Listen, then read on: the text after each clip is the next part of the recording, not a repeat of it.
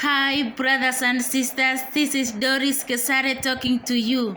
I'm going to give you pieces of advice according how to live holy in an unholy world.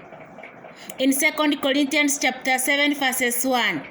Therefore, having these promises, beloved, let us cleanse ourselves from all filthiness of the flesh and the spirit, perfecting holiness in the fear of God. In 2 Corinthians chapter 6 verses 16 to 18. What agreement has the temple of God with idols? Disconnect from the world to live a holy life. Do not be conformed to this world. In Romans chapter 12 verses 2, our thoughts, actions, words, and behaviors should be noticeably different. We should look like Jesus.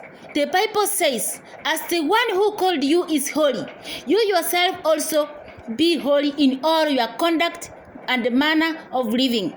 In 1 Peter chapter 1 verses 15, we have been set apart as holy nation, as holy people for the Lord. In Hebrews 10 chapter 10, always let us be holy always, not only one day on which day you worship, not only that day, but always. Walking with God in His ways. Don't team up with those who are unbelievers. How can righteousness be a partner with wickedness? How can a light live with darkness? We should minister to non-believers, non-Christians, but don't hang out or let your hair down with that group. If you want to be the friend of the world, you make yourself an enemy of God.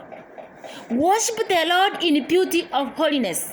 In Psalms 27 verses 1 to 6, Lord, one thing I ask, that I may dwell in your house all the days of my life, to gaze on your beauty. That is David talking to God. That is your desire. Serve the Lord in a life of holiness in Mark 9 verses 33. Also 10 to 12. Humility. Don't compare yourself with others. Be humble. Don't strive. Don't argue with people. Love one another. Welcome people. In everywhere you go, in anything you do it in love. Even unto those who are unable to do anything for you, help them, love them.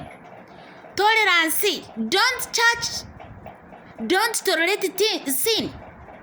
Tolerate people. Share with them the word. Be patient with them, but don't tolerate sin. Discipline yourself. Be a disciplined person. In our lives, we are supposed to be in peace with everybody. Don't judge anybody. Don't argue. We need to live a faithful life. Faithful in everything we do.